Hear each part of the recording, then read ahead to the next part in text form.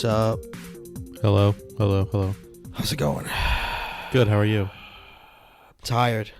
Very tired. Late night? I've worked for the last 7 days straight. Why? America's hard. Sure, blame the country. Country first. Are you still working or are you off now for the next few days? I'm off. I took off Monday, so I'm off the next couple days. I'm off Saturday, Sunday, and Monday. Well, you're doing essential work. You bet I am. Welcome to PCMC. I'm Mike Bongiorno. I'm joined today by Anthony Bongiorno. Hello, everyone. Wouldn't it be funny if I pronounced your name differently? Or if you asked me how to pronounce my name. I'm Mike Bongiorno. I'm here with Anthony Bongarino. I've gotten that. Bongarino. Bongarino. That's a big. I feel like that's a lazy one because it's like you're just seeing consonants and just coming up with something.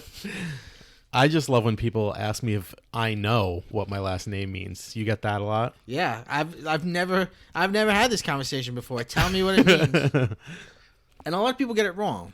They say, "Oh, that means good day in French." Yeah, like, no, that's bonjour. But... Yeah. Well, they say it means hello, good morning. It's like, no, it doesn't. It just means good day. Right. Good fucking day. This is PCMC. This is a podcast about pop culture, movies, TV, video games, toys, and the like, retro stuff, but also future stuff.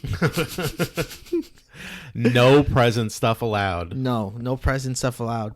We come out every Wednesday.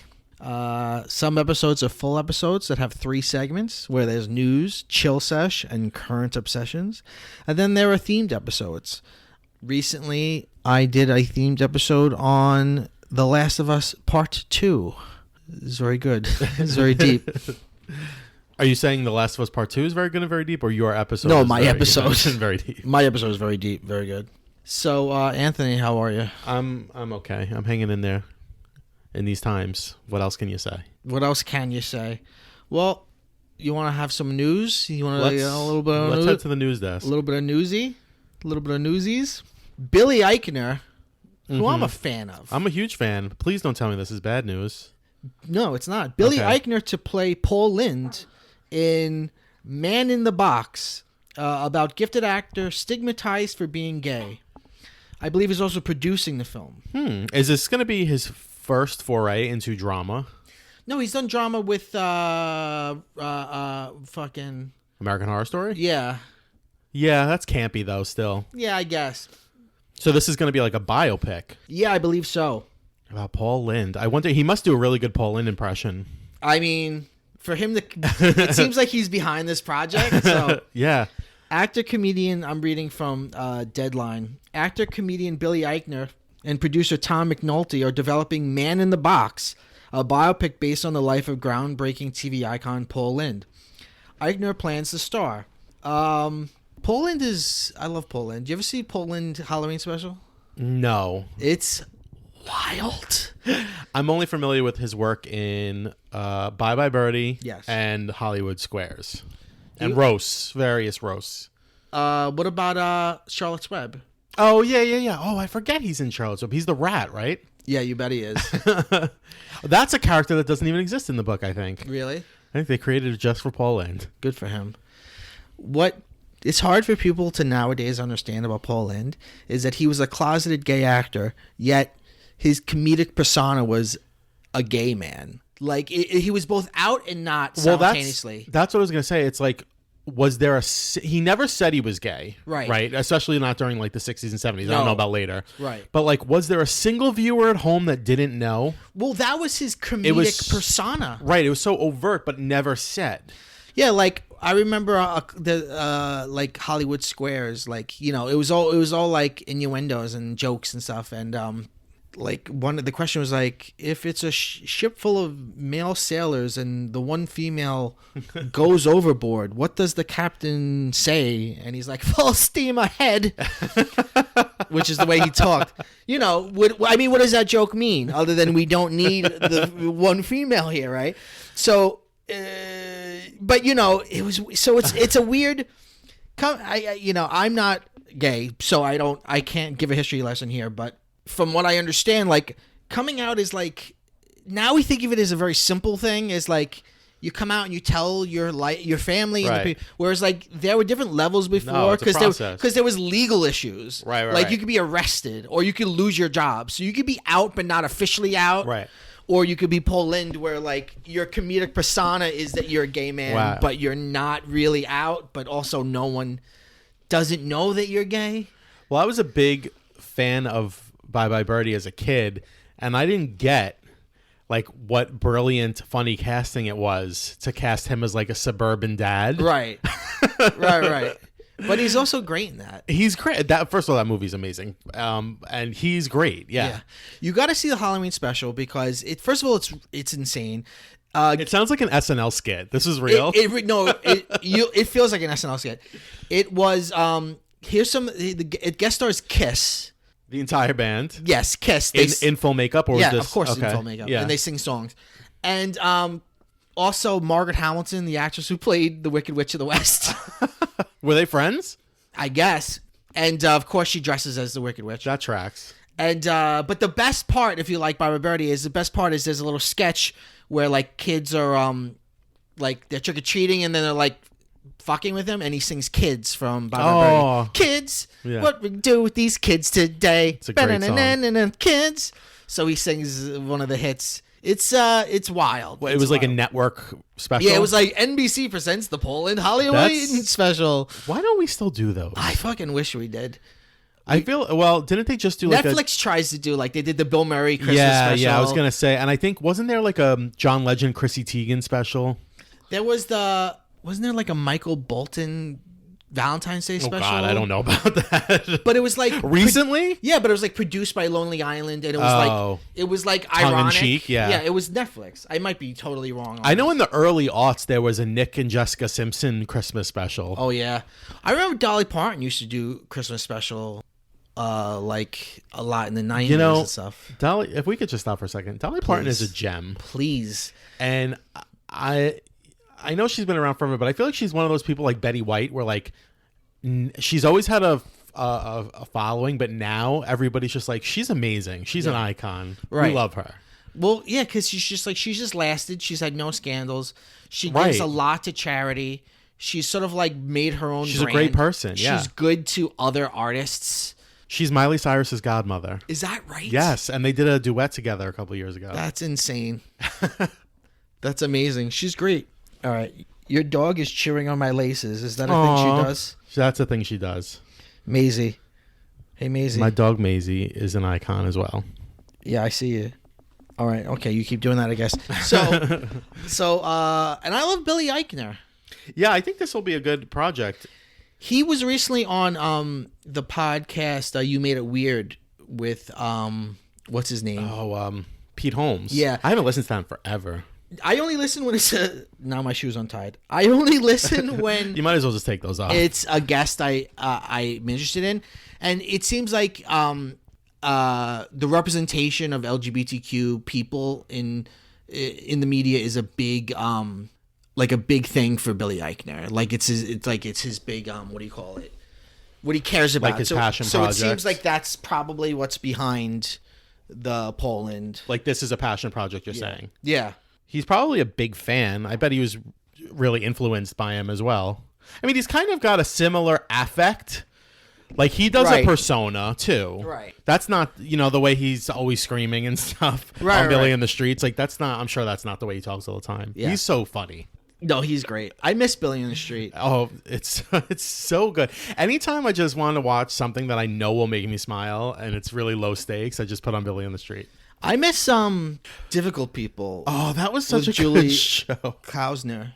Did you see when he did on Billy on the Street? He was like, he asked people it's always for $1, and he was with Amy Poehler.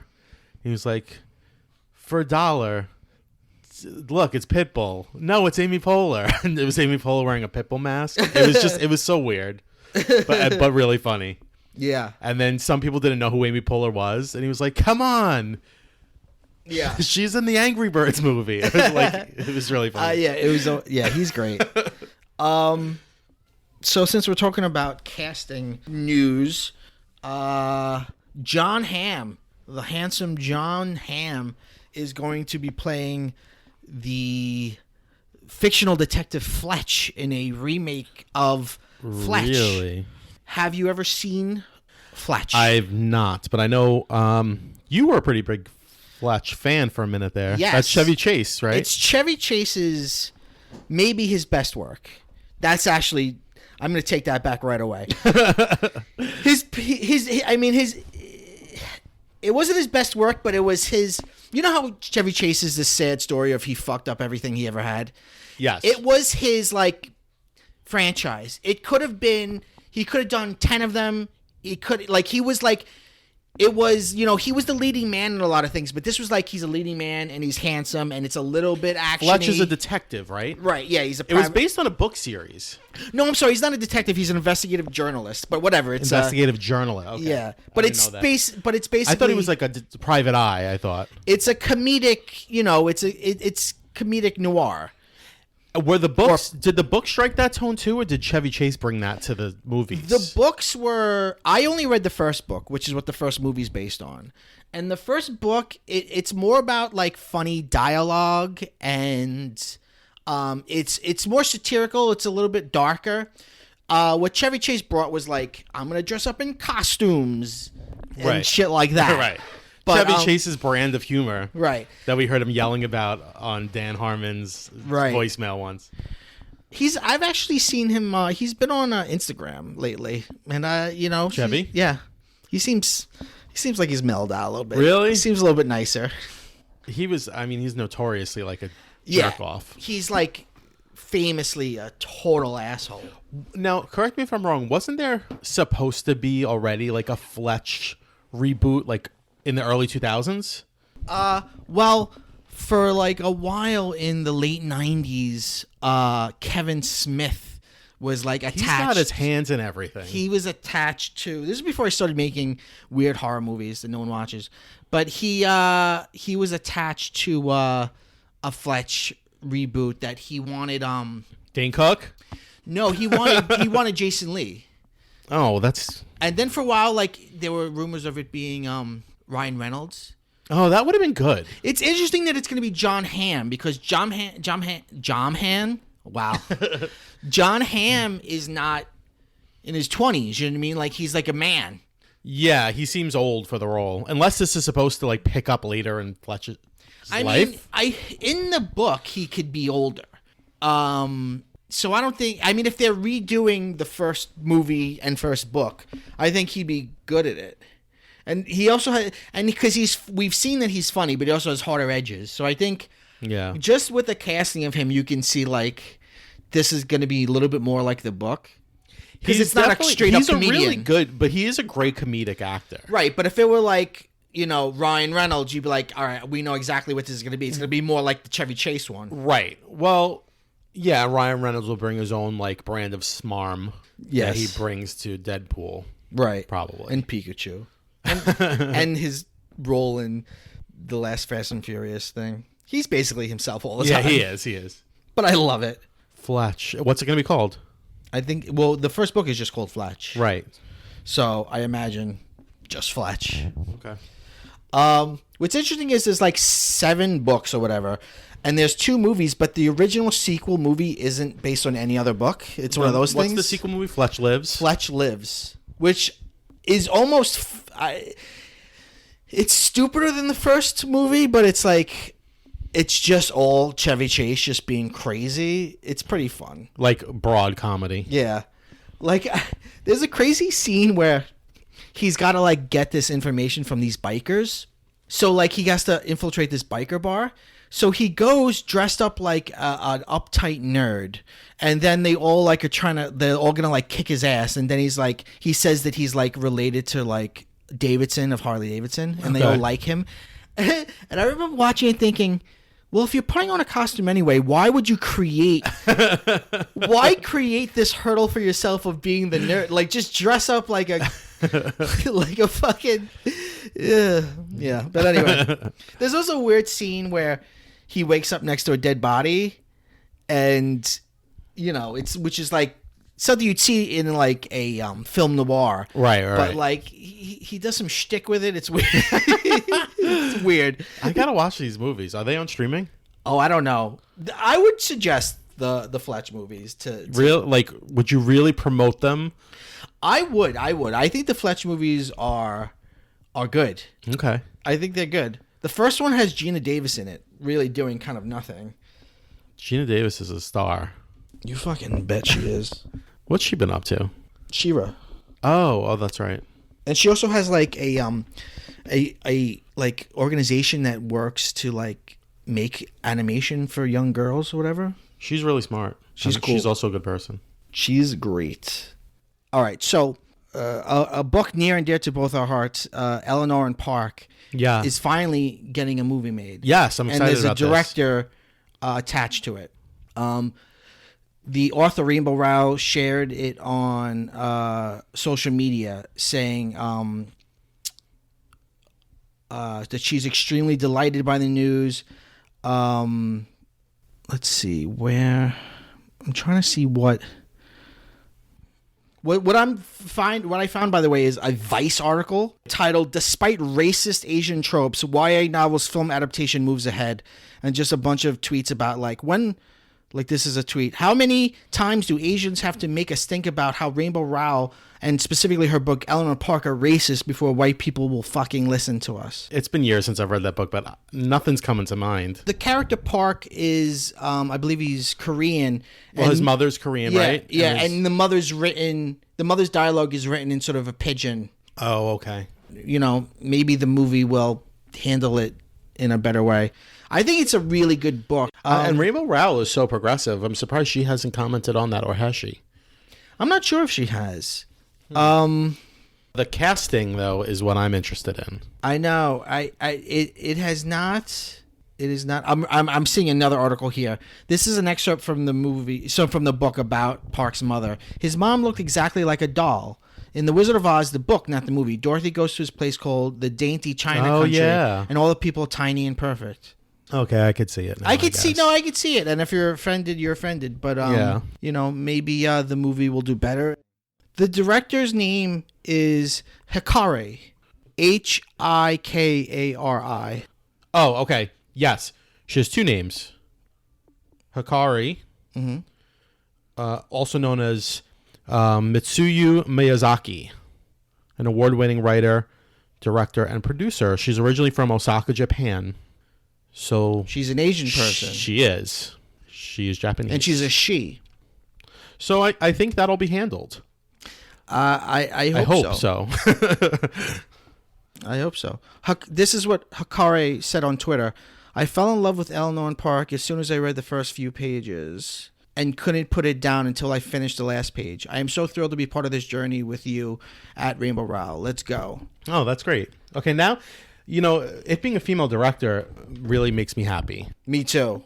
I think, I don't want it to go the way of the Fault in Our Stars movie, which is not terrible, but it is one of those YA adaptations that I think is just so inferior to the book. It's just so saccharine. And it's so... The book, it has much more of an edge to it. Yeah, it doesn't... I feel like it really didn't capture the book's tone at all. No. No, it did not. And Eleanor and Park... My big concern for Eleanor and Park has always been the casting, because the kids feel so authentic that I really want them to be almost unknowns. Like, I want them to be real kid actors, teenagers. Yeah. I don't want it to be a 26-year-old playing a 16-year-old. And also,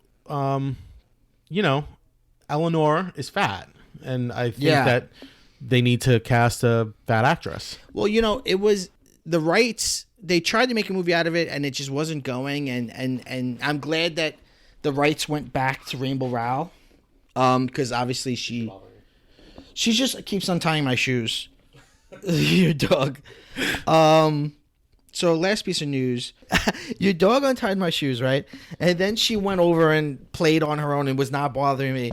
So then I went to tie my shoes again, and then she stared at me. She wants them untied. Like, what the fuck are you doing?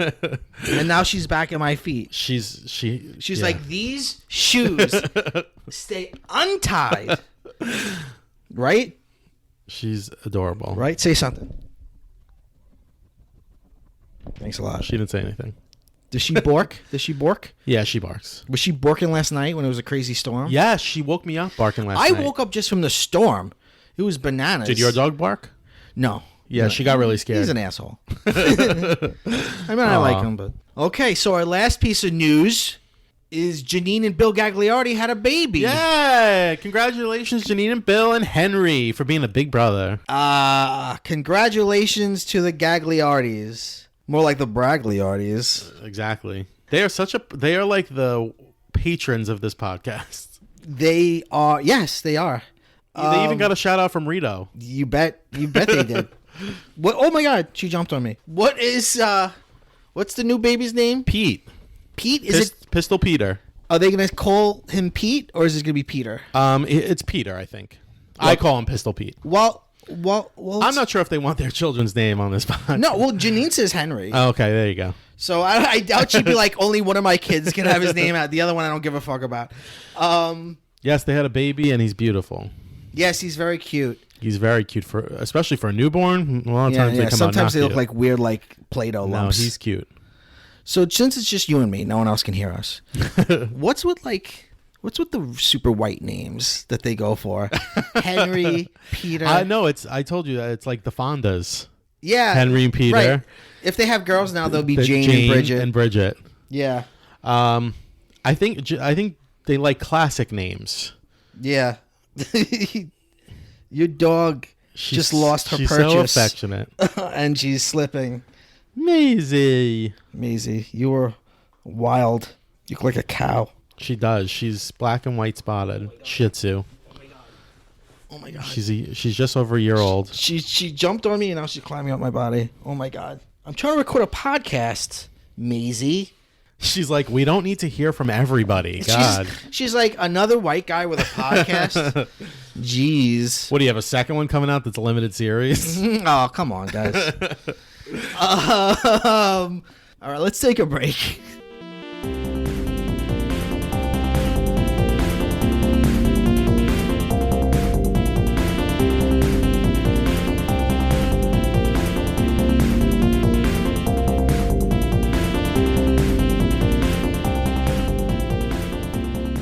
Welcome back to PCMC. I'm Mike Bongiorno. I'm here today with Anthony Bongiorno. Hello, everyone. And with Maisie. And with Maisie, the dog. Is she still chewing on your No, shoelaces? She's given up on that. She's now just rubbing her face into the the carpet. Yeah, she likes to roll around on the carpet and she just likes to rub her face and rub her back. And you're just chilling, huh? You're just vibing, huh? Yeah. You're just vibing, dog. Cute dog. She's adorable. She is adorable. How's life with a dog? It's great. I gotta say, it's really great. How long have you had her? Just hit a year. July 14th was a year. She's done wonders for my mental health. Is that right? Yeah. Tell me more. I don't know. Just, when the world is making me crazy, there's always something that loves me and wants to cuddle me.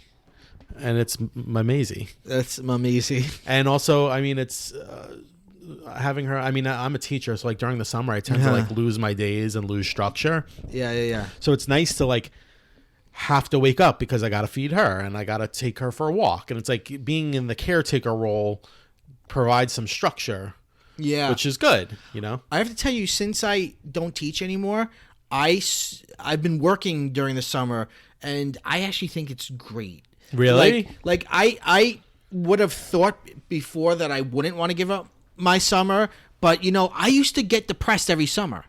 Every summer I'd have a depression, and yeah, I get the summertime blues, definitely. And I haven't. I feel like that unmoored, untethered weirdness. You're not living on the calendar as everyone else. Right, I don't feel that anymore. I feel like I'm actually still part of life. As somebody who is a teacher and who's never worked during the summer and always that's a lie. Before I was a teacher, I worked part-time jobs and stuff during the summer, but I was still a student at that time, so I still in some capacity was always off in the summer. Yeah. I always felt like it was the worst death sentence. It was oh my God, can you imagine being one of those people that has to put on a suit and go to work in this heat? God, this heat. But now I get it, and I'm also I'm getting old to feel like I need my summers off. So I actually, but I was telling you before, I actually worked a little bit this summer, and that's been good. But I tell you what, though, as a guy who only wears T-shirts and jeans, I still feel that way about suits. Like, I hate wearing suits. If I have to go to a wedding or a funeral, I hate it. Well, because let me tell you something. They look great. This might be a hot take. Suits are not made for fat people. They're not. That's true. And you have to. The only way I have a fat suit. I mean, look at the president. He's a fat piece of shit, and and he's rich, and he's never had a suit that fits him or looks good on him. No, because they don't look good on us. He also can't tie his tie. His tie's always crazy long. Yeah, I mean, he's an insane person. but Maisie. Oh my God, she fell off my lap. She fell. You okay? But you know what I mean? Fine. Like, it never. I always feel like a prisoner in. I will say that I worked. I used to work as a waiter, and I worked in a place where I had to wear not a suit, but I had to wear a full shirt and tie every single day to serve food. I mean, it was disgusting. But you get used to it really quickly. Yeah. So I imagine wearing a suit is the same thing. Like, you just get used to it. I guess if you have a nice one, whatever. I don't have any nice ones, but I don't know. My pudgy body really just feels most comfortable in like malleable clothing. Well, yeah. Well, with a suit, whenever I have a suit on, I like the way it looks on me. I always love that, but I always feel like I can't fully relax because I'm gonna like ruin it somehow. No, or I'm gonna wrinkle it, or I'm gonna look like an idiot with a big crease for the rest of the night. So I just have to like always be very stiff when I'm wearing it. Yeah. But anyway, so this has been Suit Talk. So brought to you by Suits on USA. Isn't that the show? What's her name came from? Meghan Markle. That's right. Yeah. No. Oh, is she not? She lost her title, right? I don't know. I don't follow the royal family at all. I'm completely out of that loop. I guess that's a part of pop culture, and it's a part of pop culture I know nothing about. I don't know much about it either. Some people are super into it. Super into it. Especially over there. Yeah. But well, yeah. Yeah. So, I've never watched The Queen or The Crown, whatever it's called. Those are two different things, both about the same woman. The same thing. So this is a chill sesh. This is a shesh where we chill. What are you chilling with? Oh boy. I've been doing a decent amount of reading. I read a couple. I've been reading some YA. Some more YA. I'm always reading a YA book. What you been reading? I read one that was really great and one that I felt about. The one that was really great is let me pull up the author. It's a YA novel that's called Like a Love Story. And it takes place in the 80s like everything else. Sure, of course. It's by Abdi Nazemian, and it's a coming of age tale, but it takes place in New York City in the 80s during the AIDS crisis. Whoa. That the setting kind of also frames a lot of the drama, and it's about the undying friendship between straight girls and gay boys, which is a trope that is real, and it's got a lot of Madonna references in it. Sure, it does, and a lot of really great characters. It's really well written. I really loved it. It's a Stonewall honor book. What does that mean? Stonewall honors go to books that are of exceptional quality in illustrating or representing like LGBT. I've never heard of that. Yeah, like Stonewall from the Stonewall. No, I get that, but I've never heard of it. I mean, I'm familiar with GLAAD and the GLAAD Awards and stuff. I guess it's similar to the GLAAD Awards. Do you remember, talk about context and the past. Do you remember that Chasing Amy won a GLAAD Award? Okay. And now that's a movie that people consider so problematic. You know what's so funny about that? I was actually reading about Chasing Amy just today for our mini-sode. Yeah. But yeah, Chasing Amy is, wow, what a movie. What a relic of the 90s. Right, and it's like, I guess it won a GLAAD Award just because it has a bisexual character, which he doesn't identify as bi. That's the thing. The thing that's so frustrating about Chasing Amy when you watch it now is like, I just feel like clearly she's bisexual, but the whole premise of the movie is based around the idea that she can either be straight or a lesbian, and that's it. Those are her two choices. Right. And that she's having a hard time picking a lane, so to speak, Right. to choose to like, as they would say it in the 90s. Yeah. But I mean, you look back at it now, it's like, I don't know, we've come so far. Like, Yeah. I feel like even mainstream characters now in shows and movies are like shown having relationships with men and women and just being whatever. But it's like the crux of the drama in Chasing Amy. Right. And it's like he can't.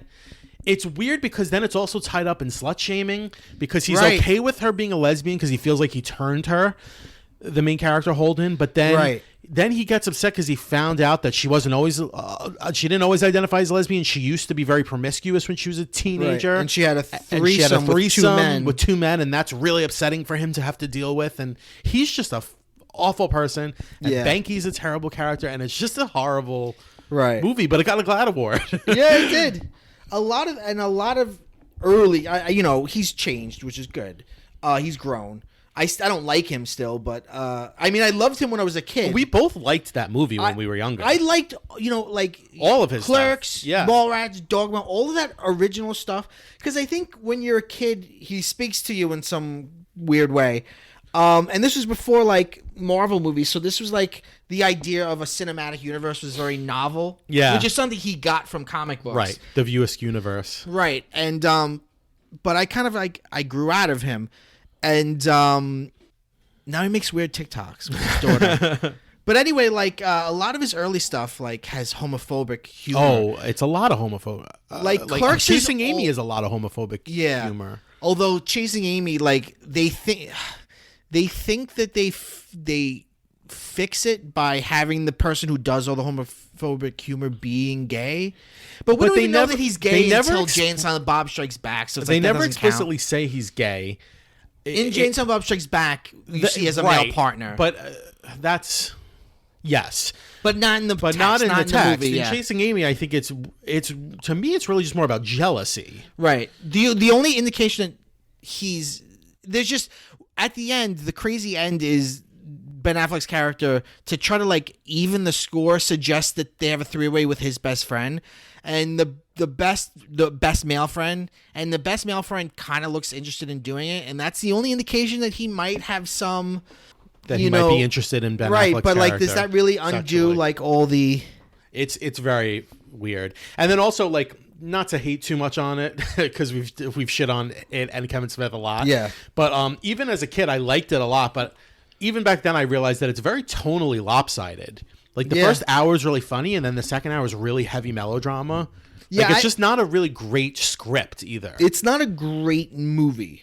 I remember Janeane Garofalo had a comedy special in the 90s where she was like, I love Chasing Amy, and I wish that somebody would give me that monologue that Ben Affleck gives to Joey Lauren Adams. I wonder if she still feels the same way. Probably not. That's such a 90s thing. That's interesting. Janeane Garofalo also is just such a 90s thing. Isn't she openly asexual, though? I think now she identifies as asexual, yeah. But she has a partner. But I don't think they're... So she's not a romantic. Right. But I believe she's a romantic asexual.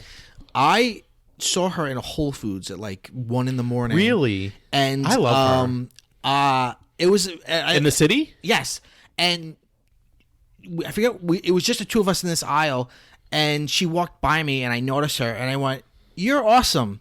And then she looked at me and like put her hand on her chest, like, "Who, me?" And she was like, "Huh?" And I was like, "You're awesome. You're really great." And she was like, "Thank you."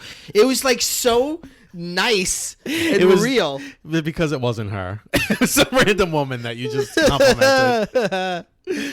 It was Wendy Liebman. You're also crazy high, and it was just a random woman with glasses on. No, she is great.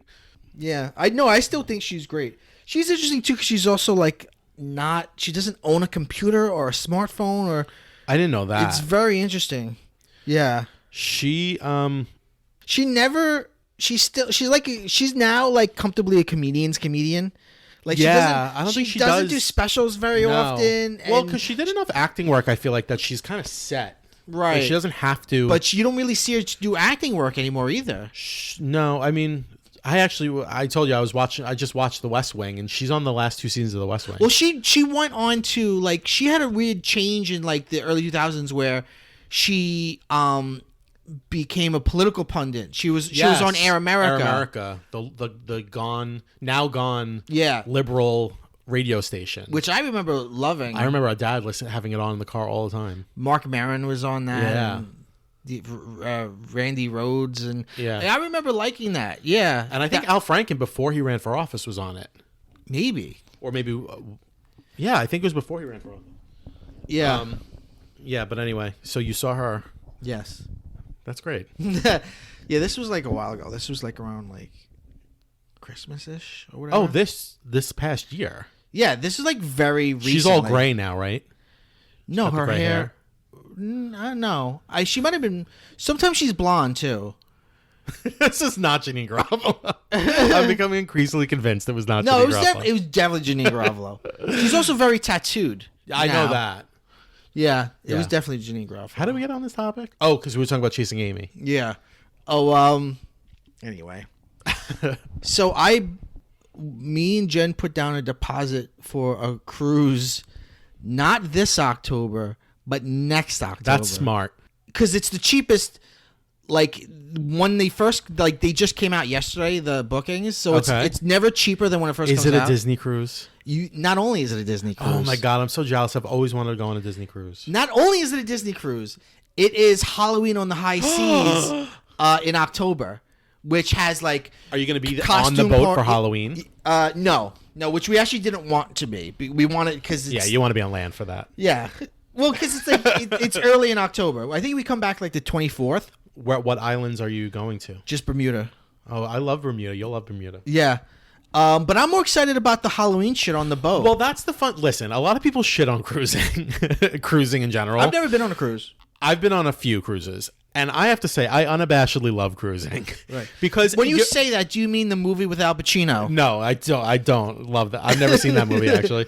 I love cruises, and I don't care how cheesy that makes me sound. No, because the party starts the minute you get on the boat. It's like you get on the boat. Are you leaving out of New York or New Jersey? Yeah, New York. You get on the boat and right away you're partying. You're hanging out on the deck. You're checking out the pool. You're drinking. You're whatever. And then when I almost enjoy the days where you're at sea more than when you're at the location because there's so many fun. Like cheesy but fun things to do on the boat. Like they have activities, they have trivia, they have games. You could just hang out. The way, because Jen's been on Disney cruises before, and the way she described it, she was like, imagine all like the great amenities of Disney, but without the rides. Yes, that's what it is. Like it's just eating. Well, I've never been on a Disney cruise, but it's that's the thing, and that's the thing I was getting to is the food is really what makes it because the food is not great by any means, but it's always available. Yeah, and it is totally like you pay everything in advance, so you constantly can be eating something. Yeah, and you just like, I think I want a snack. I'm gonna go to the dining room and see what they got out on the buffet, and it's just 7 days of an open buffet. Right, it's great. Right. If you heard my Epcot episode, I talked about how I took one of the most violent shits of my life in the land pavilion, and that was the shit where I came out and I said to Jen, "We better get out of here before they make me buy him a new toilet." Oh my God! And I hope to beat that on the Disney cruise. Oh, you will. You will. No, I'm totally with you. Like, because it's like, and it's also 24 hours. So like. Sometimes I'll be on a cruise and like at 3:00 in the morning I'll be like I want some shrimp and then I just make my way down to the cafe and get it. Yeah. Oh God. One time I was dating this girl who she worked in the music industry, so she had like this comped room at some casino, and casinos are crazy because like. Even if it's like you're like it's like a hotel over hell, the ninth ring of hell. Yeah. So it's like it's middle of the night and you're in your dark hotel room, but just down an elevator is just insanity. I know. And I like she fell asleep, and at like 3 a.m, I was like, I want a milkshake. And I went down and got a milkshake. But imagine that, but there's no money changing hands. It's always here you go, sir, totally free. I mean, it's not free because you paid for it, but it feels free. Right. I can't fucking wait. Yeah, like Bermuda looks beautiful. Bermuda is, I mean, it's a tropical. Not Halloween-y. Like tropical things are not the aesthetic of fall, and I'm We specifically wanted Halloween on the high seas. Bermuda is not in the Caribbean. Bermuda is out in the middle of the Atlantic. It's actually like parallel with North Carolina. Right, but it's not. It might not be like hot there, which is good. Right. It'll be like nice weather there, like warm, but not hot. But you don't think Bermuda when you think. Oh no, not you think at all. Salem, Massachusetts when you think Halloween. Yeah. So, but I mean, I'm still gonna be beautiful. But basically, it's 5 days, 2 days in Bermuda, 2 days at sea. And then the first day is Mickey's launch party, That's and it's gonna be so great. And with the Halloween stuff, there's a costume party, but then there's adults only costume party. Well, that's what I was gonna ask. How much of it is because I've always wanted to do Disney cruise, but I've always been afraid that it's gonna be too kiddie. No, there's even outside of Halloween, there's always adult only stuff, like adult only nightclubs. There's always adult only stuff, like Pleasure Island. There will be kids around. Just like with Disney World. So if you're someone who doesn't like seeing and hearing children, you're not going to like it. I wonder why Disney doesn't do like one cruise a year that's adult only. I bet you they'd get a decent amount of people who would like it. That. Yeah. I have no idea. Because there are so many adults who love Disney World. Yeah. Who don't have children or would go without their children. Oh, yeah, absolutely. So I'm so excited about it. That's awesome. They also have like, and this is also outside of Halloween, they have like, I don't know. They call it Broadway quality, but they have like shows. Yeah, I mean, yes, everything is a little cheesy, but since it's Disney, it's gonna be you want cheese. You're buying fun. cheese. Well, that's the thing. Like I've gone on like celebrity cruises. I've gone on like Norwegian cruises, and like the show is always like it'll be like Havana Nights review, and it's like dancing, and then there's always a magic show, and then there's a comedy show. Like Second City did one cruise that I was on, and it's great, but a little cheesy. But Disney might be even better because it's almost like you're watching Fantasmic every night or something. Yeah. Like it's going to be Disney themed. Right. Which is really fun. Have you seen on TikTok, you TikTok, right? Yeah. I've figured out the algorithm. I know last time I was on here I said I hated TikTok, but now I've got the algorithm just right. So I'm getting nothing but good stuff. And by the way, if you're listening to this and you like what you hear, check me out on TikTok at PCMC Pod on TikTok. There's like a TikTok that's like I've seen go around where it's like, or it's a sound that's going around that's like, we've heard of horse women and we've heard of sports guys, but have you heard of Disney adults? And it's supposed to like make fun of Disney adults, but I've completely accepted that I'm a Disney adult. Yeah, I know. Was it it. Nadia? Somebody on the last podcast said that you've turned into a complete shill for Disney. She was like, how did it happen? Well, I'm gonna take you to task on that because you're a way bigger Disney nerd than I am. Yeah. But for like a while there, was like going to Disney World a lot. Yeah. And you would give me quite a hard time about going to Disney World and say like, oh, how many times are you going to Disney World? Jeez, this guy gets on a plane to go on rides. What a loser. So I want a public apology. I publicly, first of all, let's talk about me saying this guy gets on a plane to go on rides, because this is not just vintage me. It is. Just glib asshole. Yeah. I apologize. Well, you know, I mean, look, if you listen to the podcast, if you know anything about me, you're always evolving. Yeah. Before, you know, I was a person in pain, spreading pain. So I'm sure I was just like, you know, I'm sure I was jealous that I didn't have the means to go myself, and I was just shitting on you. I was just kidding. But no, I'm so jealous that you went to fucking Disneyland Paris, because that's the real, like, the crown jewels of, like, if you're a Disney nerd, is like the international parks. Yeah. Like Tokyo Disney's supposed to be the best one, right? Tokyo Disney Sea is like the greatest fucking. It's all ocean themed. It's like there are different like docks. Yeah. Kind of like there are different like, you know, the different little things in Disney World, whatever. Yeah. So yeah, Disney Sea. It's like the most technological advanced. It's crazy because like Disney, like our Disneyland, like it shows its age in some places, where it's like you look at like Tokyo Disney Sea and it's like everything is pristine and new and like state of the art. Yeah. I felt that way even about Disneyland Paris. Like everything seemed newer. Because it is newer. Yeah. Disneyland Paris opened, I think, in the 90s. Yeah. Which I don't know if you talked about it on the podcast, but I was just curious. What was your least favorite attraction in Disney World when you went? Oh, it was. I have talked about it. It was the Nemo Oh, Friends. yeah, we talked about this. And I say fuck you because I like that one. Hey, you could like an attraction. You like Soarin'? I enjoyed Soarin'. I think Soarin's the most overrated attraction at Disney. It is. You know what it is? You can see it is overrated. And you can see where at a time before Epcot had a lot going on where it would be probably the only thrilling thing in Epcot. Yeah. But now like Epcot has like, it's got like the Frozen ride and shit. You know what I mean? So it's like, yeah. What do you call it? The Avatar ride. I didn't go on that. Flight of Passage. That's like a better version of Soarin'. It's very similar, but like fast and like scary and like. Last time I went to Disney, that wasn't open. It's the only reason to go to the Avatar land. I mean, it's pretty, it's beautiful, but it's like I'm all like, wow. I imagine this looks just like it did in the film. I've not seen it, but I imagine. Boy, what a weird gamble. It's still crazy. When you're there, you're like, how am I in a theme park based on a movie that no one cares about? Or everybody saw but nobody cared about. It made a lot of money, but boy, it's like it took no cultural impact at all.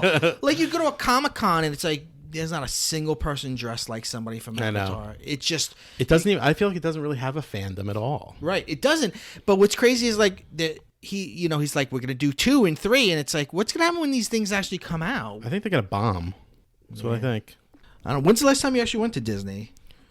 2014 or something. You gotta go back. You gotta see Galaxy's Edge. 2015. Yeah, I know. I do have to go back.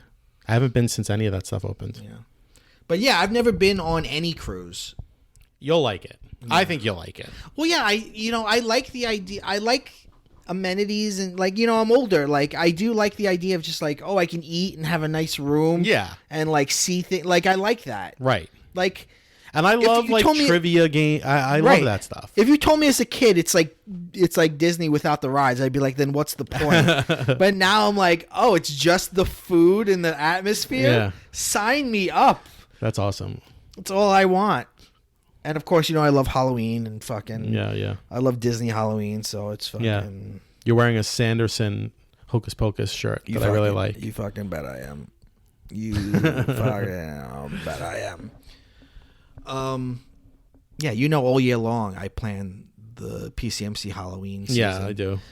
If you don't know, all October, every episode's a Halloween special. We do 4 Halloween specials. It's great. And I've already got this year's mostly locked down and planned. So God bless. It's gonna be awesome. Much like Roseanne. Oh boy, talk about problematic. Yeah, much like Roseanne, the television show, I'm all about the Halloween specials. Yeah. Did you see, speaking of Roseanne and ABC, did you see Tim Allen was trending on Twitter? No. Why? I don't know why, but then it became a thing of everyone tweeting, why is Tim Allen trending? And then people were like, is he dead? Is he not? And like, it was just a weird random thing. Little blip. That is so weird. He was just trending for no reason, and then he was trending because he was trending. That happens a lot. I feel like a lot of times, like, there'll be an issue that's supposedly controversial on Twitter, but then when you search the hashtag, it's only people commenting on the whole thing and not actually using the hashtag. Right, exactly. Like, there was a whole article about like the remember the Not My Ariel hashtag? Yeah. And that if you actually did a deep dive, it was all people saying like, screw the people who say not my Ariel. Exactly. And it's like, well, who's actually saying not my Ariel? Right. Yeah. Right. When is? I was just thinking, when is that Little Mermaid movie coming out? But when is any movie coming out? Didn't they just restart movies? No, it's not. I mean, at least in New York, it's not. I thought that was part of Phase 4. No, well, Phase 4 was the last phase, but we're in a modified. Well, we're in New York City though. I think New York State is in Phase 4. But we're in Phase 4 too. We're just in a modified. We're modified, which means it's not. I don't know if it's like it's not anything. I might be wrong, but I don't know if theaters are open anywhere. I know gyms aren't open. I'm saying I think studios. Studios were allowed filming? to reopen. Yeah. Oh, I think they're. I think that was part of Stage 4. Yeah, I think filming has resumed. Yeah, but it's weird because it's like what's the Oscars going to be like this year? It's like a year without movies. Like it's just like everything's virtual. gonna go to Troll World Tour. Yeah, I don't know. I didn't even think about that. It's weird. It's super weird. Best Picture, Trolls 2 World Tour. Best adapted screenplay, Trolls 2 Well, you know World what? Tour. Yeah, Good. It deserves everything. I've never seen Trolls 1. I just rewatched the Back to the Future trilogy. How's 3? Let me tell you about 3. It's got real pacing issues. Boring. You know, it's not. I've never been able to sit through 3 ever. It's the worst one for sure.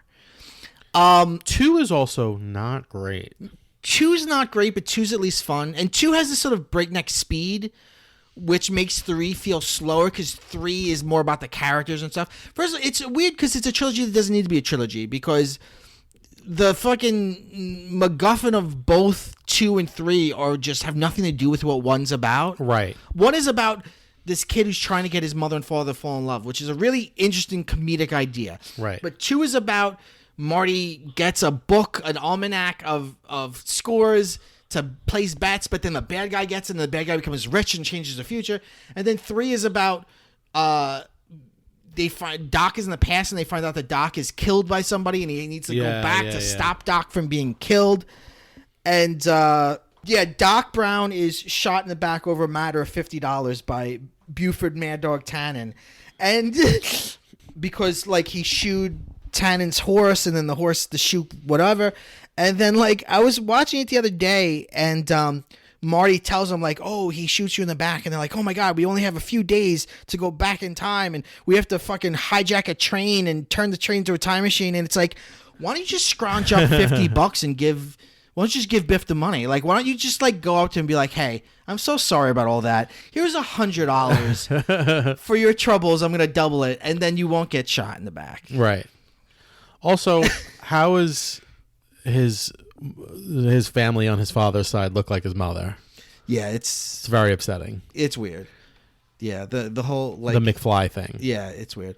3's the worst, but Mary Steenburgen is there. I mean, yeah. talk about boring. They oh, come on. Come on.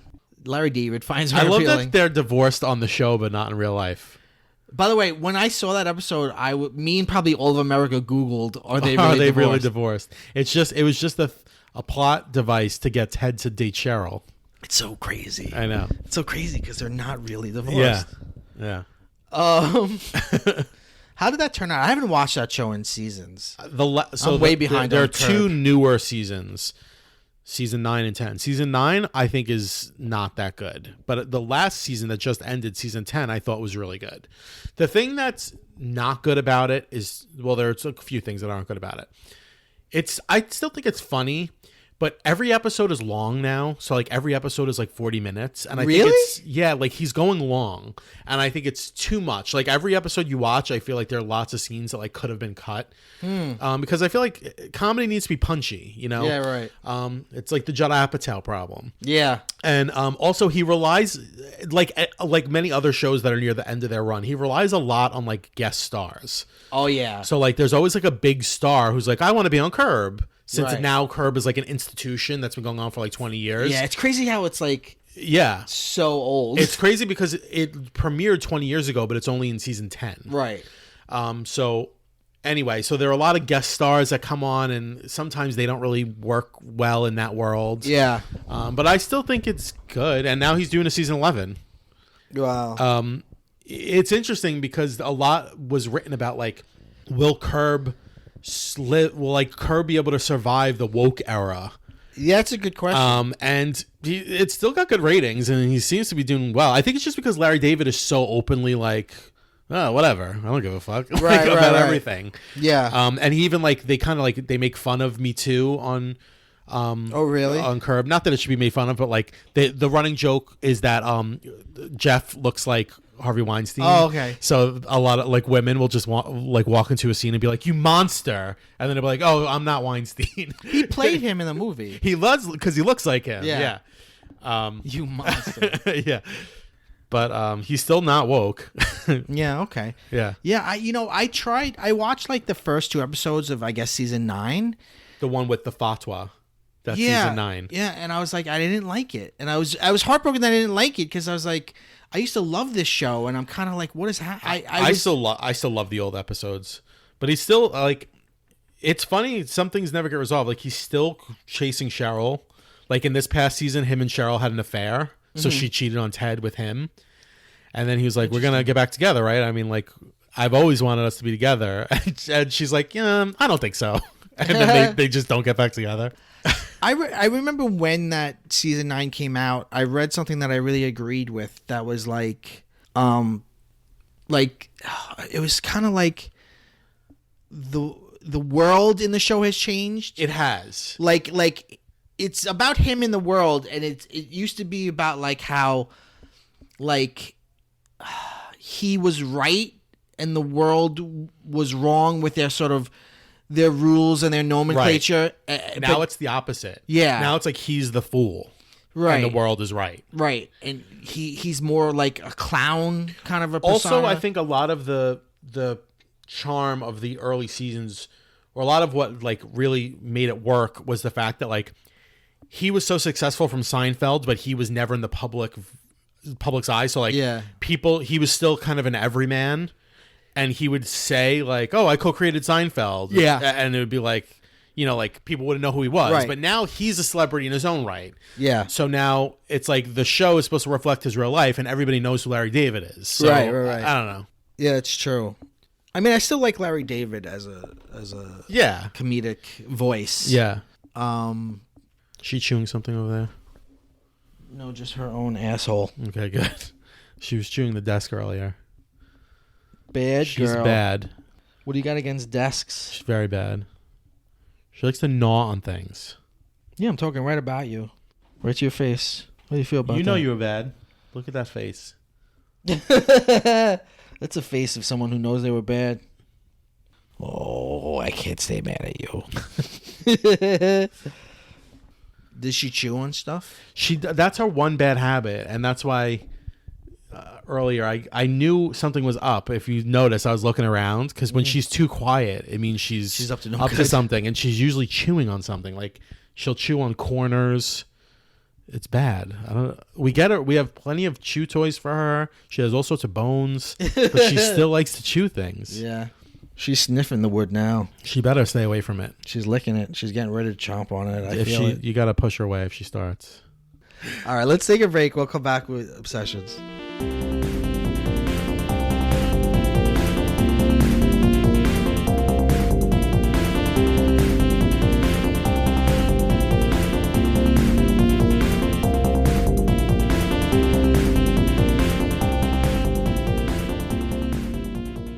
Welcome back to PCMC. I'm Mike Bongiorno. You're Anthony Bongiorno. Hello. This is Obsessions.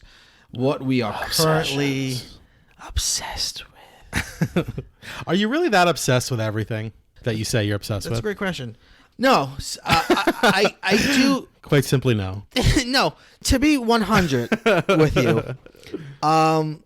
They never catch me. They ain't gonna catch me. No. I am somebody who goes from pop culture obsession to pop culture obsession, but often they last longer than a week. Yeah, so you know what I mean? Like a week later, you're still obsessed. With like I can be obsessed with something for a longer time, but I do. Obsessions for me is like, what is the thing right this second that I'm thinking about? Yeah. No, I get it. So right now, I'm obsessed with a book that I talked a little bit about in the last episode. It's called Pure Invention. Pure imagination. Nope. Pure Invention, How Japan's Pop Culture Conquered the World by Matt Alt.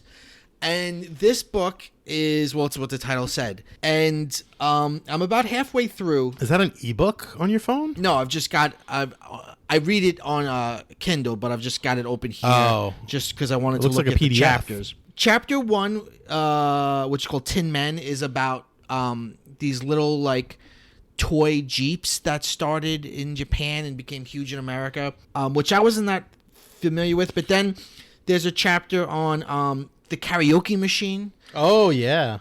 and how that started and the history of that and how the effect that then had here.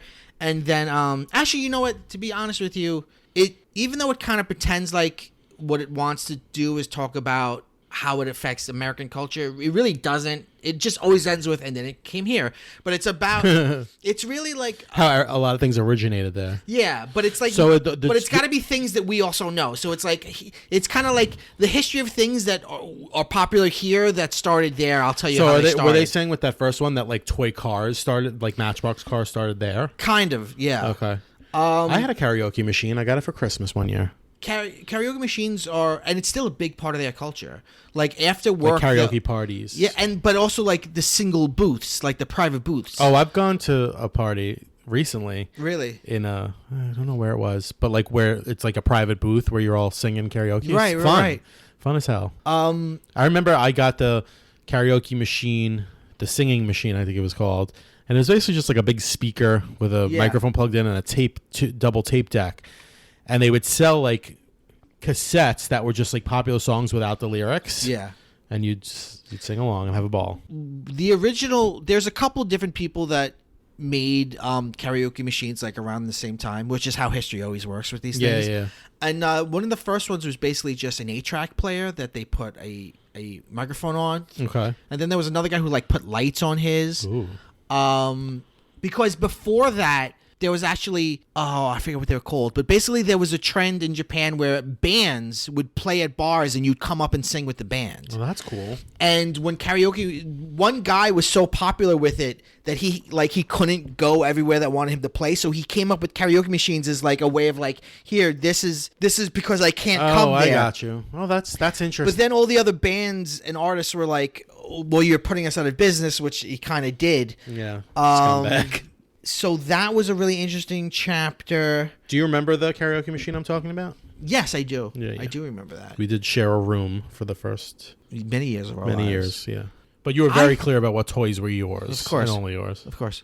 Do you... I don't want to hate on anybody, but don't you hate the karaokeer who really Takes thinks it they're really good? Serious. I know. Yeah, who's like, I have a really good voice. Well, listen. And they always think that it's going to be like a mic drop moment. Oh, like my we're God. all going to be like, oh, you really can sing, but it never happens that way. Yeah. I know. It's like that. It's basically that scene in Girls where Marnie sings and it's just like it's so super awkward. douchey. Yeah.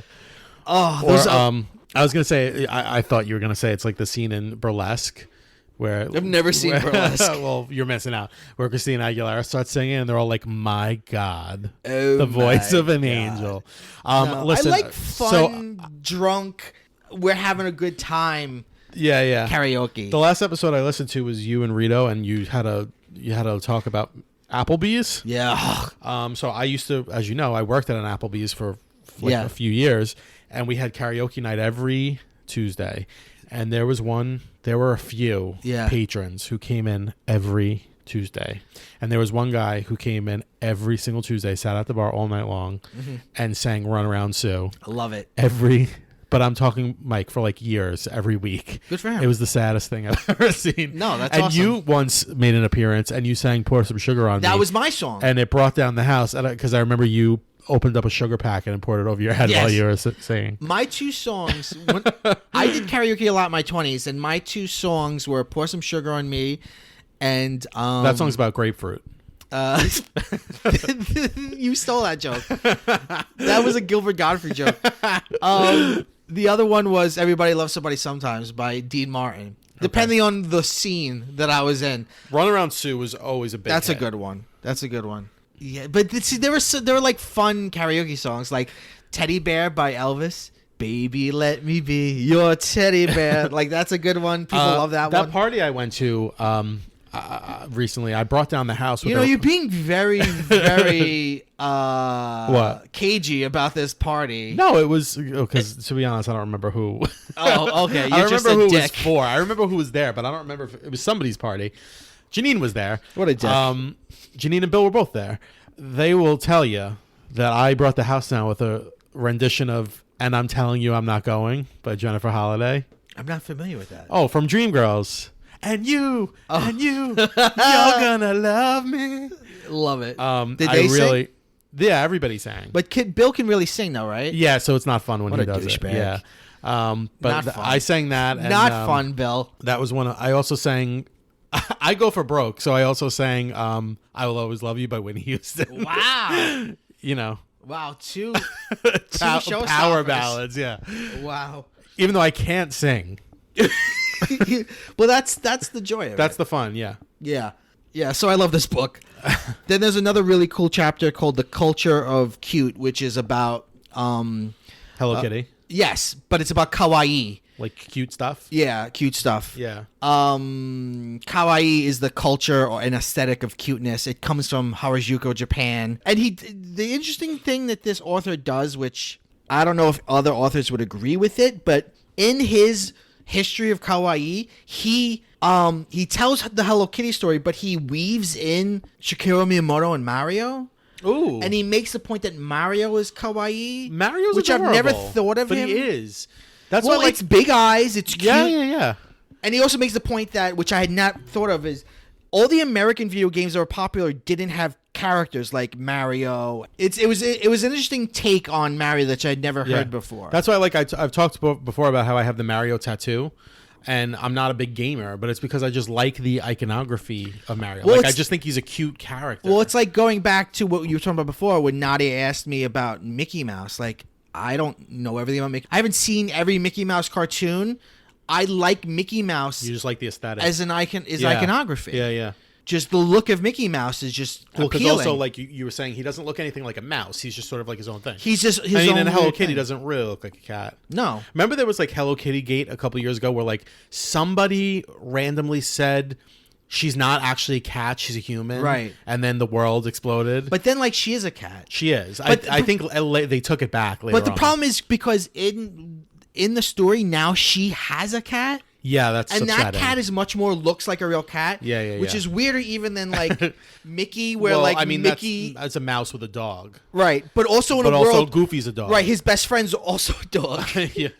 Jen was like, we were talking. Me and Jen were talking about this extensively, and she was saying like maybe Goofy's the first step in evolution of dog. So that's why he's makes Goofy, sense. because he's only become bipedal recently. But he is very uncoordinated. yeah, I mean, all the Goofy sports ones are the best They're ones. great. Like the Goofy, Yahoo! yeah. So, right, and that's why I like Disney Halloween, because it's the Mickey iconography, but like slightly like bad because he looks like a vampire or whatever. But and right now I'm reading. I'm not through it yet, but I'm reading the chapter on the Walkman, Sony's Walkman, and the history of Sony, and it's so far. Well, it's that's a pretty Japanese interesting. company, right? Yes. Yeah.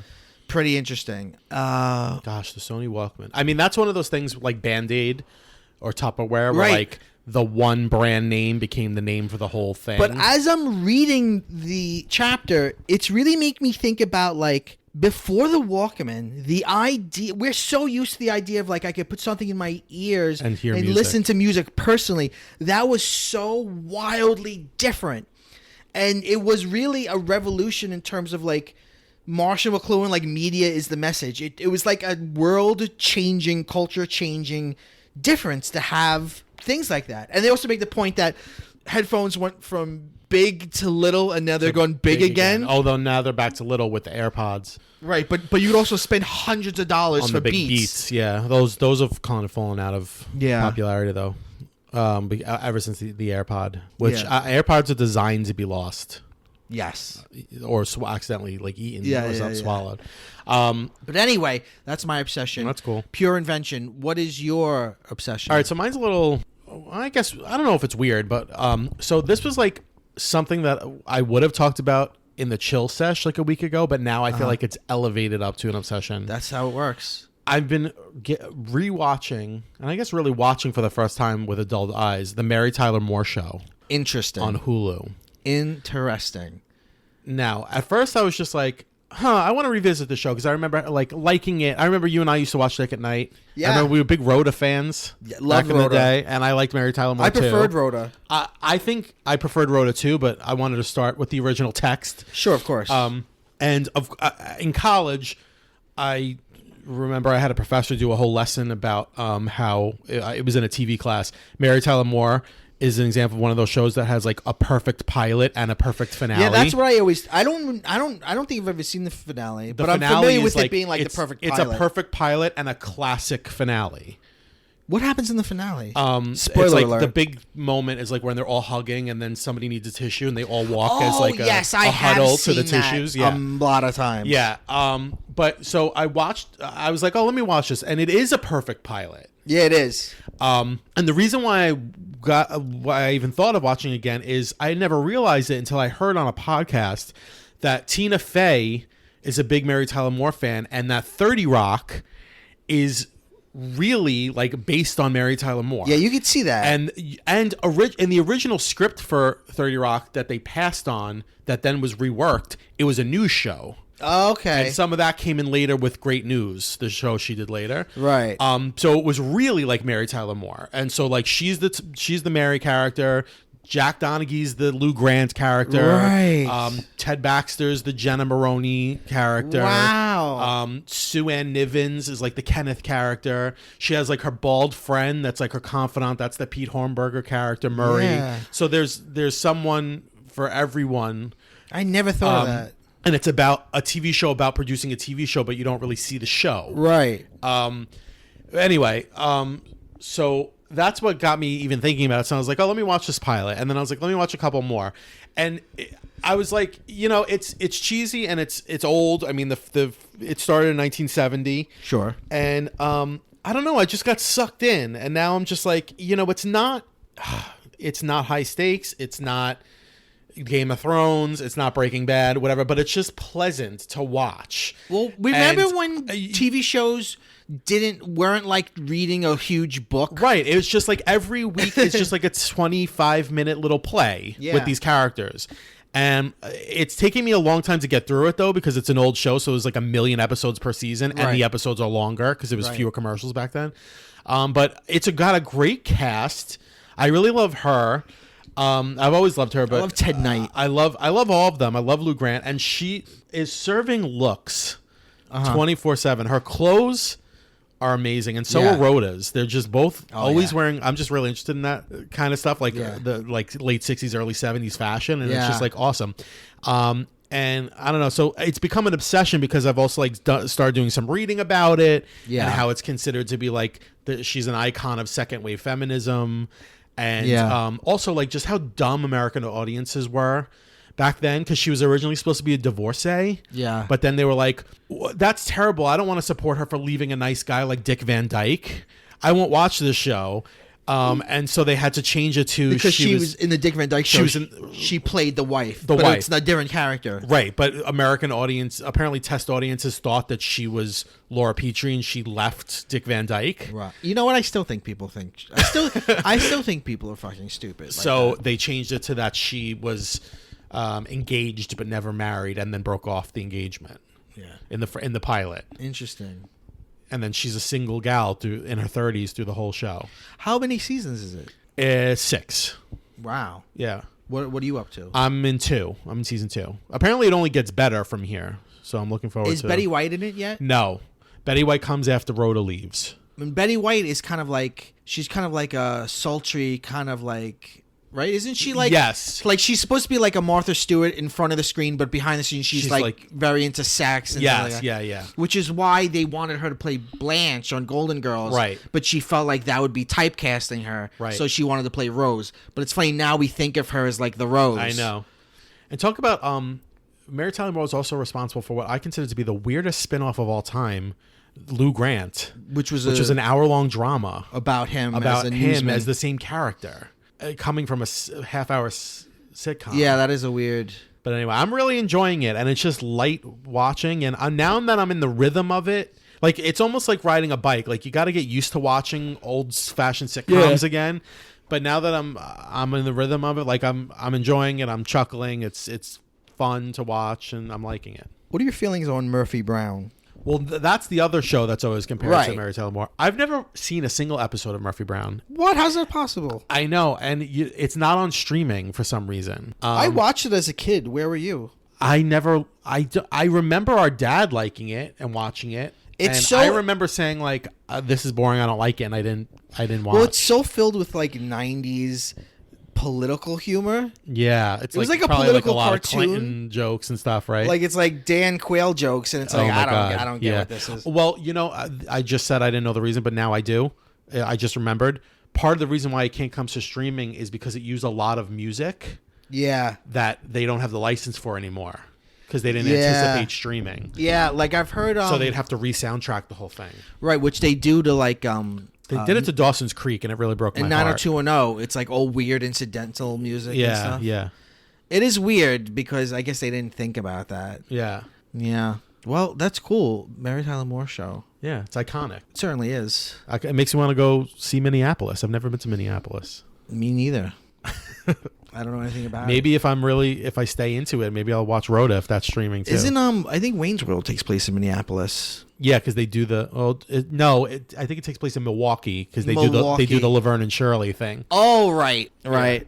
M. All right. This has been PCMC. I'm Mike Bongiorno. You can follow at PCMC Pod on Instagram, Twitter, and TikTok at PCMC Pod. Anthony, thank you for being here. You're welcome. We end every episode by saying, go bye-bye.